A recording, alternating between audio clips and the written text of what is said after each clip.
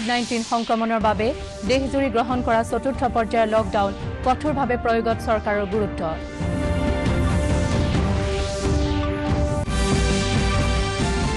ৰাজ্যৰ বাহিৰৰ পৰা অহা 1 লাখ লোকৰ কোৱাৰেণ্টাইনৰ ব্যৱস্থা গঢ়ি তুলিবলৈ অসম চৰকাৰৰ 300 কোটি টকাৰ ব্যয় নিৰ্ধাৰণ।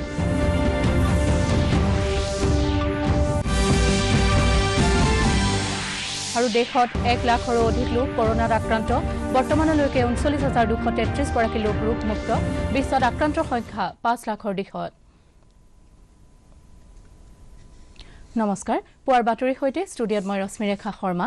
এতিয়া বিতং বাতৰি।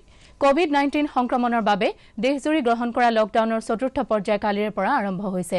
কেন্দ্ৰীয় গৃহ মন্ত্ৰালয়ে পুনৰবাৰ 14 দিনৰ বাবে চলিত মাহৰ 31 তাৰিখলৈকে এই লকডাউন বৃদ্ধি কৰে। উল্লেখযোগ্য যে যোৱা 25 মাৰ্চৰ পৰা সমগ্ৰ ৰাষ্ট্ৰজুৰি গ্ৰহণ কৰা লকডাউন কাৰ্যসূচীৰ বাবে কোভিড-19ৰ সংক্ৰমণ বহু পৰিমাণে ৰোধ কৰা সম্ভৱ হৈছে। অৱশ্যে পূৰ্বৰ তুলনাত চতুৰ্থ পৰ্যায়ৰ লকডাউনত নিয়ন্ত্ৰণ ভালেখিনি হ্ৰাস কৰা হৈছে। চতুৰ্থ পৰ্যায়ৰ লকডাউনত একেবাৰে মহকুমা অথবা পৌৰ নিগম পৰ্যায়লৈকে তিনিটাকৈ জোনত ভাগ কৰাৰ ভিত্তিত কেন্দ্ৰীয় স্বাস্থ্য মন্ত্ৰালয়ে নিৰ্ধাৰণ কৰি দিয়া মাপকাঠি অনুযায়ী সিদ্ধান্ত গ্ৰহণৰ অনুমতি দিয়া হৈছে। আনহাতে ৰেড আৰু অৰেঞ্জ জোনৰ লগতে কণ্টেইনমেণ্ট জোনৰ ব্যৱস্থা বাহাল ৰখাৰ লগতে ব্যৱস্থা অনুযায়ী কেতবোৰ স্থানত বাফাৰ জোনৰ ব্যৱস্থা কৰাৰ বাবেও অনুমতি দিয়া হৈছে। কেন্দ্ৰীয় গৃহ মন্ত্ৰালয়ৰ সচিব অজয় ভাল্লাই ৰাজ্যৰ মুখ্য সচিবসকললৈ প্ৰেৰণ কৰা পত্ৰত ৰাজ্য তথা কেন্দ্ৰীয় শাসিত অঞ্চলসমূহত কেতবোৰ কাৰ্যকলাপ নিজাববীয়াকৈ নিয়ন্ত্ৰণ কৰাৰ অধিকাৰ প্ৰদান কৰিছে। উল্লেখ্য যে প্ৰধানমন্ত্ৰী নৰেন্দ্ৰ মোদীয়ে ভিডিঅ' কনফাৰেন্স যোগে বিভিন্ন ৰাজ্যৰ মুখ্যমন্ত্ৰীসকলৰ সৈতে কৰা আলোচনাৰ ভিত্তিত চতুৰ্থ পৰ্যায়ৰ লকডাউনৰ এই নীতি নিৰ্দেশনাসমূহ জাৰি কৰা হৈছে। ৰাজ্য চৰকাৰে ৰাজ্যৰ বাহিৰৰ পৰা অহা প্ৰায় 1 লাখ লোকৰ সুবিধাৰ বাবে কোৱাৰেণ্টাইনৰ ব্যৱস্থা গঢ়ি তুলিবলৈ 300 কোটি টকাৰ ব্যয় ধাৰ্য কৰিছে।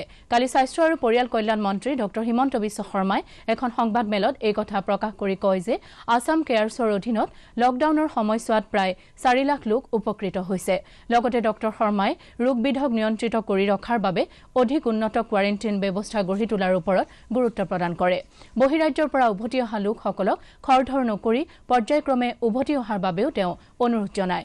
আনহাতে কেন্দ্ৰীয় চৰকাৰে শেহতীয়াকৈ ঘোষণা কৰা 20 লাখ কোটি টকাৰ অৰ্থনৈতিক পেকেজ সন্দৰ্ভত মন্ত্ৰী ড শৰ্মাই কয় যে এই পেকেজৰ জৰিয়তে ৰাজ্যৰ MSME খণ্ডৰ অধীনস্থ 66,000টাকৈ ঔদ্যোগিক গোট উপকৃত হ'ব। তেওঁ এই পেকেজৰ বাবে আনকি নন পাৰফৰ্মিং এছেট হিচাপে ঘোষিত MSME গোটসমূহো উপকৃত হ'ব বুলি জনায়। ৰাজ্যিক বিদ্যুৎ পৰিষদৰ লগতে ৰাজ্যৰ হাঁহ কুকুৰা পালককে ধৰি কৃষিখণ্ডৰ লোকসকলো এই পেকেজৰ জৰিয়তে উপকৃত হ'ব বুলিও জনায়। যে আমাৰ কোৱাৰেণ্টাইন আছাম কেয়াৰ এই গোটেইবিলাক মিলি we have to spend almost 300 crores যদি আমি 1 লাখ মানুহক কোৱাৰেণ্টাইন কৰিব লাগে বুলি আমি ধৰি লওঁ। 4 লাখ মানুহক যদি আছাম কেয়াৰত সহায় কৰিব লাগে বুলি ধৰি লওঁ আৰু 1 লাখ মানুহক যদি আমি কোৱাৰেণ্টাইন কৰিব বুলি ধৰি লওঁ, এইবিলাক DC লেভেলত কিমান টকা আমাৰ খৰচ হ'ব, বেংক একাউণ্টত আমি কিমান টকা ডিপজিট কৰিম, তেতিয়া আমি মোটামুটি কেয়াৰ পাৰ্টটোৰ কাৰণে, ট্ৰিটমেণ্ট পাৰ্টটো নহয়, কেয়াৰ পাৰ্টটোতে আমাৰ প্ৰায় 300 কোটি টকামান খৰচ হ'বগৈ যদি 1 লাখ মানুহ কোৱাৰেণ্টাইনত আহে। অসমৰ বাহিৰৰ পৰা এছাম আমাৰে লোক আহিবৰ বাবে উদ্বাউল হৈ আছে। স্বাভাৱিকতে তেওঁলোক অসমলৈ ঘূৰি আহিব বিচৰাটো স্বাভাৱিক।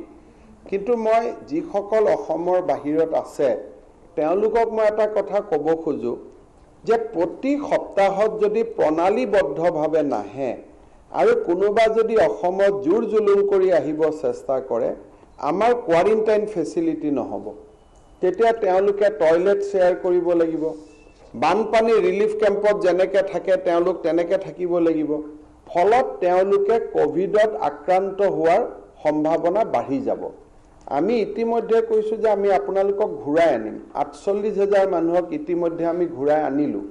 গতিকে তেওঁলোকক ঘূৰাই অনাটো একেবাৰে নিশ্চিত। কিন্তু যদি হাজাৰ হাজাৰ মানুহ, লাখ লাখ মানুহ একেলগে ইয়াত আহিব খোজে, কোৱাৰেণ্টাইন কোৱালিটি স্বাস্থ্যমন্ত্ৰী ড হিমন্ত বিশ্ব শৰ্মাই জনোৱা মতে ৰাজ্যত কৰোনা আক্ৰান্তৰ সংখ্যা বাঢ়ি আছে আৰু শেহতীয়াকৈ কোভিড-19 পজিটিভৰ সংখ্যা 115 হৈছেগৈ আৰু ইয়াৰে 41 জনক চিকিৎসাৰ অন্তত মুকলি কৰি দিয়াৰ লগতে 68 জনৰ শৰীৰত এই সংক্ৰমণ এতিয়াও সক্ৰিয় হৈ আছে আৰু 4জন লোকৰ মৃত্যু হোৱাৰ লগতে 2জনে প্ৰব্ৰজন কৰিছে।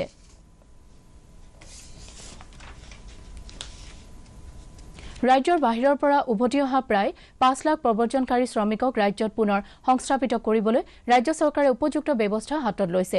ৰাজ্যৰ পঞ্চায়ত আৰু গ্ৰামোন্নয়ন মন্ত্ৰী নৱকুমাৰ দলে দূৰদৰ্শনৰ সৈতে হোৱা এক আছুতীয়া সাক্ষাৎকাৰত এই সন্দৰ্ভত ব্যক্ত কৰি কয় যে এই প্ৰব্ৰজনকাৰী শ্ৰমিকসকল যাতে পুনৰ বহিৰাজ্যলৈ যাবলগীয়া নহয় আৰু ৰাজ্যতে কৰ্মসংস্থাপনৰ জৰিয়তে গ্ৰামীণ অৰ্থনৈতিক টনকিয়াল কৰি তুলিব পাৰে তাৰ বাবে বিশেষ ব্যৱস্থা হাতত লোৱাৰ পৰিকল্পনা কৰিছে।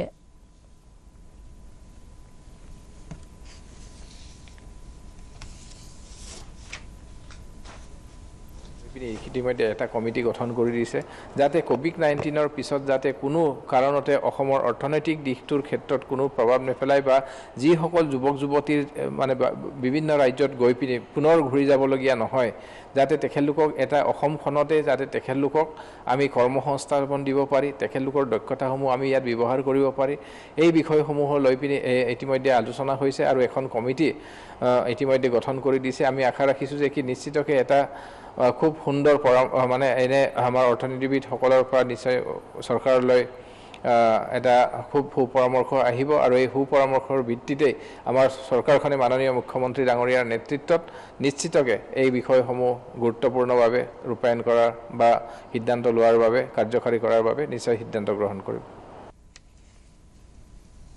কেন্দ্ৰীয় স্বাস্থ্য আৰু পৰিয়াল কল্যাণ মন্ত্ৰালয়ে প্ৰকাশ কৰা অনুসৰি বৰ্তমান পৰ্যন্ত দেশত 1 লাখৰো অধিক লোক কৰোনাত আক্ৰান্ত হৈছে। অৱশ্যে এতিয়ালৈকে 39,233 গৰাকী লোক সুস্থ হোৱাৰ বিপৰীতে 57,951 গৰাকী লোক এতিয়াও চিকিৎসাধীন হৈ আছে। এতিয়ালৈকে সমগ্ৰ দেশত 3,156 জন লোকৰ এই ৰোগত মৃত্যু হৈছে বুলি চৰকাৰী সূত্ৰত প্ৰকাশ পাইছে। কৰোনা মহামাৰী সন্দৰ্ভত শেহতীয়া গোলকীয় প্ৰতিবেদন অনুযায়ী সমগ্ৰ বিশ্বত বৰ্তমান পৰ্যন্ত প্ৰায় 48,93,776 গৰাকী লোক কোভিড-19ত আক্ৰান্ত হোৱাৰ লগতে প্ৰায় 24,89,407 গৰাকী লোকৰ দেহত এই ৰোগ সক্ৰিয় হৈ আছে আৰু প্ৰায় 20 লাখৰো অধিক লোক ৰোগমুক্ত হৈ উঠিছে। আনহাতে বিশ্বজুৰি মৃত্যু হোৱা লোকৰ সংখ্যা 3,21,375 হৈছেগৈ। এই সংখ্যা অধিক বৃদ্ধি পোৱাৰ সম্ভাৱনা থকা বুলিও জনোৱা হৈছে। প্ৰকাশ পোৱা মতে আমেৰিকা যুক্তৰাষ্ট্ৰত আক্ৰান্তৰ সংখ্যা 15,50,000ৰ সীমা অতিক্ৰম কৰাৰ লগতে ৰাছিয়াত আক্ৰান্তৰ সংখ্যা প্ৰায় 3 লাখ আৰু স্পেইনত 2,70,000ৰো অধিক লোক সংক্ৰমিত হৈছে। প্ৰধানমন্ত্ৰী নৰেন্দ্ৰ মোদীয়ে দেশৰ কেতবোৰ ঠাইত আমফান ধুমুহা অহা সন্দৰ্ভত এখন বৈঠকত অধ্যক্ষতা কৰে। বৈঠকত গৃহ মন্ত্ৰালয় আৰু ৰাষ্ট্ৰীয় দুৰ্যোগ ব্যৱস্থাপনা বিভাগৰ জ্যেষ্ঠ বিষয়াবৰ্গই অংশগ্ৰহণ কৰে। উল্লেখযোগ্য যে 155ৰ পৰা 185 কিলোমিটাৰ বেগ পৰ্যন্ত আহিবলগীয়া এই ঘূৰ্ণী ধুমুহাৰ বাবে বতৰ বিভাগে আগতীয়া সতৰ্কীকৰণ জাৰি কৰিছে।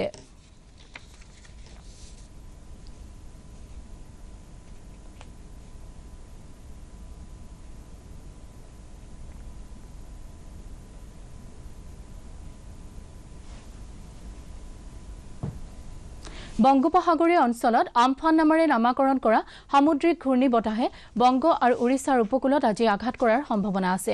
এই ধুমুহাৰ প্ৰকোপ 20 আৰু 21 মেৰ দিনা আৰু অধিক হোৱাৰো আশংকা কৰা হৈছে। এই দুদিনত মেঘালয় আৰু অসমত ব্যাপক হাৰত বৰষুণ অহাৰ সম্ভাৱনা আছে। ইয়াৰ লগতে ধুমুহা অহাৰ আশংকা আছে বুলি গুৱাহাটীত থকা বতৰ বিজ্ঞান প্ৰতিষ্ঠানৰ উপাধ্যক্ষ ডক্টৰ সুনীল অনিল ছয়ে দূৰদৰ্শনক জনায়।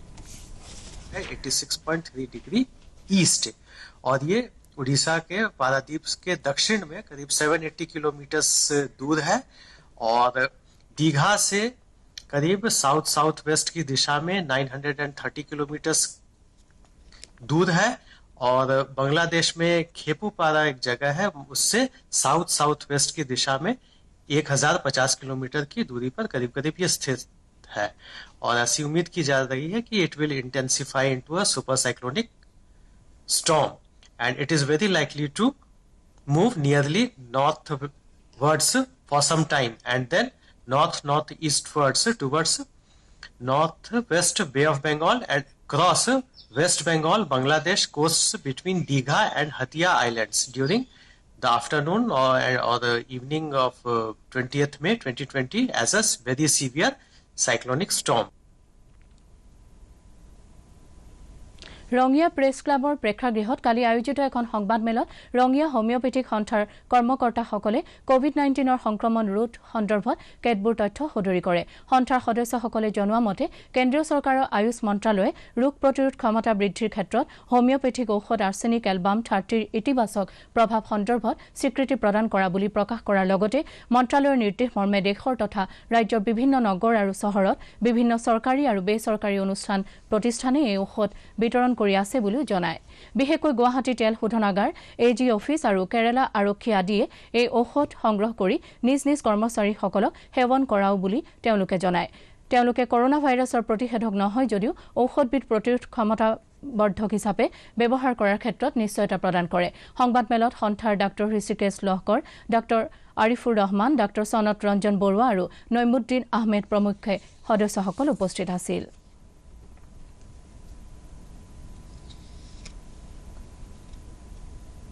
সামাজিক দূৰত্ব বৰ্তাই ৰাখি লকডাউন প্ৰক্ৰিয়া সফল কৰিবলৈ হাইলাকান্দিৰ জ্যেষ্ঠ নাগৰিকসকলে এক সজাগতামূলক পদক্ষেপ গ্ৰহণ কৰিছে।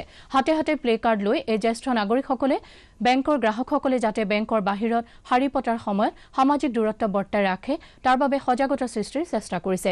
হাইলাকান্দি ছিনিয়ৰ চিটিজেন ফৰামৰ এই সদস্যসকলে হাইলাকান্দিৰ কেইবাটাও বেংকৰ বাহিৰত মাস্ক, ছেনিটাইজাৰ আদি বিতৰণ কৰাৰ লগতে সকলোকে সামাজিক দূৰত্ব বৰ্তাই ৰাখিবলৈ হাতজোৰ কৰি আবেদন কৰে।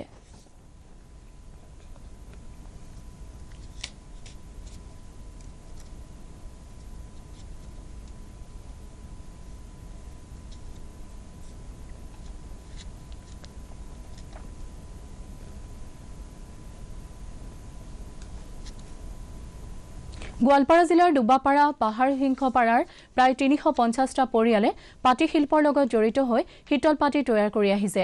পুৰুষ মহিলা নিৰ্বিশেষে সকলো গাঁওবাসী জড়িত হৈ প্ৰস্তুত কৰা এই শীতল পাটিৰ ৰাজ্যৰ বিভিন্ন ঠাইত চাহিদা থকাৰ উপৰি এনে শীতল পাটিসমূহ বহিৰাষ্ট্ৰলৈও ৰপ্তানি হয়। পিছে শেহতীয়া লকডাউন কাৰ্যসূচীৰ ফলত গোৱালপাৰাৰ এই পাটি শিল্প যথেষ্ট ক্ষতিগ্ৰস্ত হোৱাৰ সময়তে প্ৰধানমন্ত্ৰী নৰেন্দ্ৰ মোদীয়ে থলুৱা উদ্যোগসমূহৰ বাবে পেকেজ ঘোষণা কৰাত ডুবাপাৰাৰ এই পাটি শিল্পীসকল উৎফুল্লিত হৈ পৰিছে।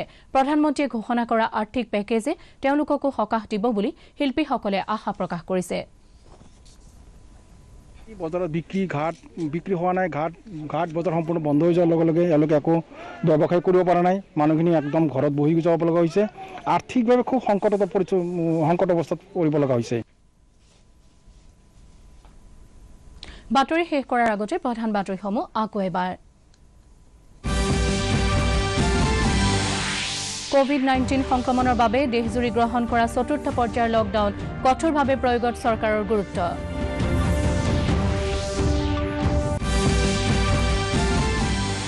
ৰাজ্যৰ বাহিৰৰ পৰা অহা 1 লাখ লোকৰ কোৱাৰেণ্টিনৰ ব্যৱস্থা গঢ়ি তুলিবলৈ অসম চৰকাৰৰ 300 কোটি টকাৰ ব্যয় নিৰ্ধাৰণ।